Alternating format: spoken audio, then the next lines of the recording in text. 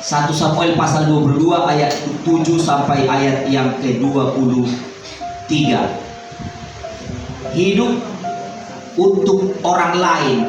Karena Tuhan tentukan kita bukan hidup untuk diri kita, tapi Tuhan ciptakan kita untuk orang lain. Berapa banyak di antara saudara yang percaya kebenaran ini? Kita ada untuk orang lain. Istriku dilahirkan tanggal 12 Maret tahun 72. Tuhan lahirkan karena Tuhan tahu aku ada di Tapanuli Tengah. Satu waktu akan ini jodohmu katanya. Sudah ditentukan itu dari jauh-jauh hari. Nah, jadi aku dulu lahir saudara-saudara seperti paku manusianya. Seperti paku, tahu paku saudara? Kepalanya besar, badannya kecil. Kepala bengkak besar, tapi badan kecil. Karena penyakitan. Tapi Tuhan berkata, kau sudah ditentukan untuk seorang wanita yang bernama Rosmauli, yang juga sudah lahir di sana. Jadi kita harus percaya itu kita ada untuk orang lain. Kita bukan untuk hidup kita, tapi kita diciptakan untuk tujuan Tuhan, untuk orang-orang lain. 1 Samuel 22 ayat 7. Ayat ini kita baca sebagai riwayat pengalaman daripada Daud, ya. 1 Samuel 22 ayat 7. Saya ajak kita memperhatikan cukup panjang, tetapi ini satu rangkaian menceritakan tentang hidup Daud yang terancam. Ada beberapa tokoh yang kita baca dalam ayat ini tadi yang perlu kita simak betul-betul. Ada seorang yang bernama Doeg. Doeg itu pegawai Saul sekaligus pelayan Tuhan, Peltu.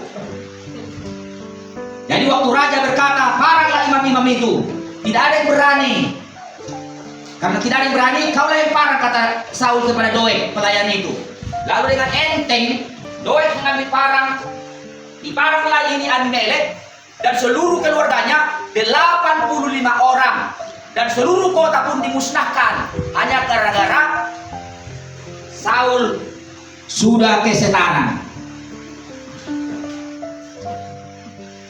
Tapi hanya satu orang lolos, bernama Abiatar. Dia lari menjumpai Daud di Gua Adulam. Saudara-saudara, seperti yang saya janjikan tadi, tema daripada khotbah ini hidup untuk orang lain. Artinya harus kita posisikan diri kita, hidup kita bukan untuk kita saja, tapi kita harus hidup untuk orang lain. Karena kalau untuk kita saja kita hidup, Tuhan tidak ciptakan kita. Kalau Tuhan ciptakan kita hidup untuk kita sendiri, di planet Mars kita pasti diciptakan. Betul nggak? Sehingga terlahir kita di situ di planet Mars. Sejauh mata memandang tidak ada orang, kita sendiri di situ. Milik kita planet itu. Mau saudara? Mau pindah ke planet Mars dan planet itu milikmu sendiri? Mau? Apa enaknya? Atau bumi ini semua manusia mati, tinggal saudara sendiri? Mau? Sehingga kita terkaya karena nggak ada tandingan lagi. Karena satu-satunya kita sendiri yang hidup, nggak ada manusia lain di seluruh benua, di seluruh kota, nggak ada manusia. Kita sendiri, kita bangga. Oh haleluya, aku punya bumi. Nggak ada enaknya. Kita baru enak karena kita berdampingan dengan orang lain, saling memberkati. Haleluya, saling memberkati. Kayak kita kalau nggak ada yang nonton, apa enaknya? Dulu di Langkat, di kampung-kampung itu, saya datang di situ mau kebaktian malamnya. Pagi-pagi aku datang, ada seorang pemuda, saudara-saudaraku, pakai sarung-sarung, tapi kalungnya sebesar rantai babi, sebesar rantai babi kalungnya. Lalu dia pergi ke ladang. Mau kemana itu kawan itu? Mau ke ladang. Dia mau menderes karet. Kenapa dia pakai kalung? Dia begitu ladang dia kan. Pertanyaannya, siapa yang lihat dia di ladang sana pakai kalung? Kan perhiasan perlu supaya dilihat orang, ya kan? Makanya saya kalau di kamar saya tempat tidur nggak cukup pakai cincin ini, nggak pakai dasi aku. Untuk apa pakai dasi, gak ada yang lihat, ya kan? Kita mau ke ladang menghias kita, untuk apa? Siapa yang lihat? Gak ada gunanya. Kaya pun kita kalau gak ada yang tahu, kalau gak ada yang lihat, gak ada gunanya. Apalagi menderita kita gak ada yang lihat. Wah, celaka 13. Jadi Saudara-saudara, makanya dalam Galatia 6 ayat 2 dikatakan begini. Galatia 6 ayat 2 dikatakan begini, saya tunjukkan pada saudara. Bertolong-tolonglah menanggung bebanmu. Demikianlah kamu memenuhi hukum Kristus. Apa hukum Kristus? Mengasihi, itu hukumnya. Bertolong-tolongan kamu menanggung bebanmu. Tolong orang lain dengan bebannya. Dia buat tiba. Bahasanya kasih kukoh sebagian. Tahu apa sih patah kata soalnya? Biar ku bawa sebagian bebanmu, supaya jangan terlalu berat kamu. Bertolong-tolong kamu menanggung bebanmu, karena demikianlah kamu memenuhi hukum Kristus.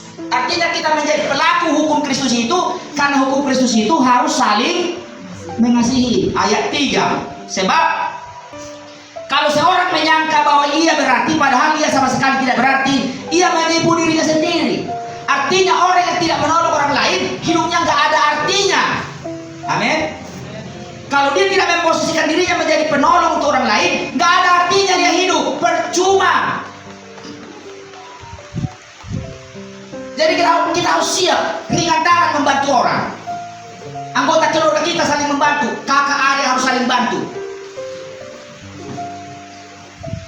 Waktu yang seorang berkata, bantu aku cuci apa ini? Itu kerjamu itu, aku kerjaku lain. Tidak boleh seperti itu. Kita harus saling menolong. Istri minta tolong pada suami, harus ringan tangan menolong.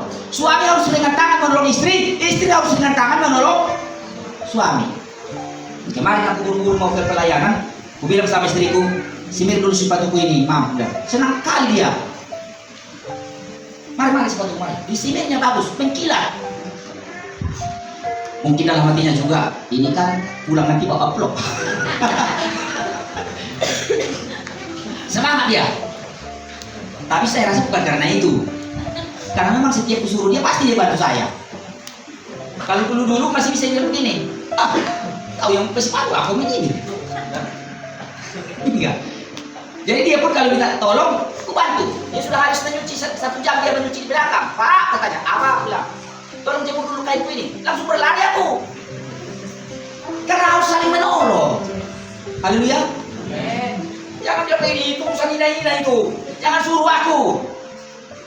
Harus saling menolong. Demikian juga antara tetangga dengan tetangga, teman satu kerja dengan satu kerja yang lain. Harus saling menolong. Demikianlah kita memenuhi hukum Kristus. Bagaimana supaya kita menjadi benar, menjadi berkat untuk orang lain? Bagaimana caranya? Yang pertama adalah ubah diri dari pelayanan fisik menjadi pelayanan roh. Dari pelayanan fisik menjadi pelayanan roh. Ini si Doeg ini pelayan, ini si Doeg pelayan. Coba kita baca 1 Samuel 21 ayat 7. 1 Samuel 21 ayat 7. Silakan satu orang membaca. Ayo. Maka pada hari itu juga ada di sana salah seorang pegawai Saul yang dikhususkan melayani Tuhan. Dikhususkan melayani Tuhan. Namanya? Doeg. Seorang. Edom. Terus? Pengawas atas gembala-gembala Saul. Berkatalah Daud kepada Abimelek, tidak adakah padamu di sini tombak atau pedang? Sebab baik pedangku maupun senjataku tidak dapat kubawa karena perintah raja itu mendesak. Iya, jadi Daud datang di daerahnya si Abimelek ini, dia rupanya seorang gembala seperti saya, seorang pendeta resort. Bukan pendeta resort, dia imam besar soalnya. Seluruh Israel dialah imamnya. Atau pendeta distrik seperti istilah teman ya, pendeta distrik, satu provinsi. Dialah pendetanya di situ. Datang Daud sama dia. Om, ada nggak roti sama kalian? Nggak ada. Pedang? Nggak ada pedang, cuma pedang Goliat yang pernah kau bunuh di lembah terpanting itu. Ada di situ di belakang mimbar itu, ambil aja. Disaksikan oleh seorang pelayan Tuhan yang bernama Doeg. Daud pun udah curiga, ini ada pelayan Tuhan di sini, nanti jangan-jangan dibocorkan. Udah ragu dia. Tapi Doeg ini pengerja. pengerja di situ. Katakanlah dia istilah sekarang pendeta pembantu lagi di situ. Dialah yang memberitahu kepada Saul, sudah kulihat Daud ada saat datang di. Akhirnya Abimelek dengan seluruh keluarganya 85 orang tewas, dan seluruh kota di mana Abimelek itu habis, bahkan kambing domba pun tidak boleh hidup. Ada seorang pelayan Tuhan di sana, bukan meredakan situasi, tapi menciptakan kekacauan, mengadu domba, membocorkan rahasia. Tidak peduli kalau nanti Saul ngamuk dimusnahkan daerah ini, karena Doeg itu adalah seorang pelayan Tuhan, tapi bukan melayani roh, melayani secara fisik. Mungkin dia menjaga ede masih lancar, menjaga ede masih lancar, kamu kolekte masih lancar, menjaga epistel masih lancar, maragenda masih lancar. Doeg ini, mari kita bangkit berdiri, saudara-saudara, kita renungkan kebenaran Allah.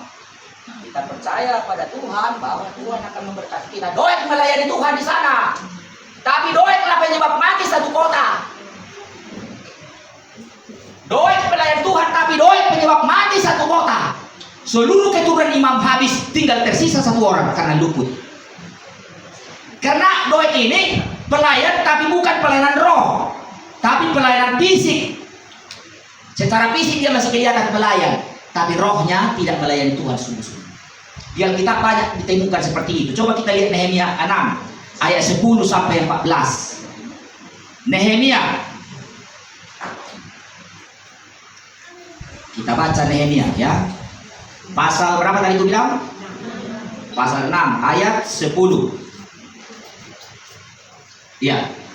Ketika aku pergi ke rumah Semaya bin Delaya bin Mehetabeel, sebab ia berhalangan datang, berkatalah ia, baiklah kita bertemu di rumah Allah di dalam bait suci dan mengunci pintu-pintunya, karena ada orang yang mau datang membunuh engkau malam ini. Mereka mau datang membunuh engkau. Ini Nehemia menjawab, tetapi kataku, orang manakah seperti aku ini yang akan melarikan diri? Orang manakah seperti aku ini dapat memasuki bait suci dan tinggal hidup? Aku tidak akan pergi.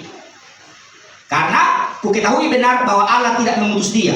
Ia mengucapkan nubuat itu terhadap aku karena disuap oleh Tobia dan Sanballat.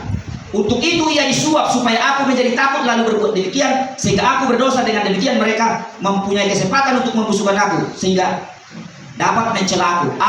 Ya Allah, ingatlah bagaimana Tobia dan Sanballat masing-masing telah bertindak, pun tindakan Nabi Noaja dan nabi-nabi yang lain masih banyak. Nah, banyak nabi-nabi, banyak hamba-hamba Tuhan di zaman Nabi Nehemia, tapi tidak sejalan dengan Nehemia. Mereka semua terlihat secara fisik melayani, tapi hati mereka tidak melayani sungguh-sungguh pada Tuhan. Roma 16 ayat 17 kita lihat. Roma 16 ayat 17. Siapa yang membaca? Tapi aku menasihatkan kamu, saudara-saudara, supaya kamu waspada terhadap mereka. Waspada terhadap mereka yang bertentangan dengan pengajaran yang telah kamu terima, menimbulkan perpecahan dan godaan, sebab itu hindarilah mereka. Hindari mereka. Satu lagi.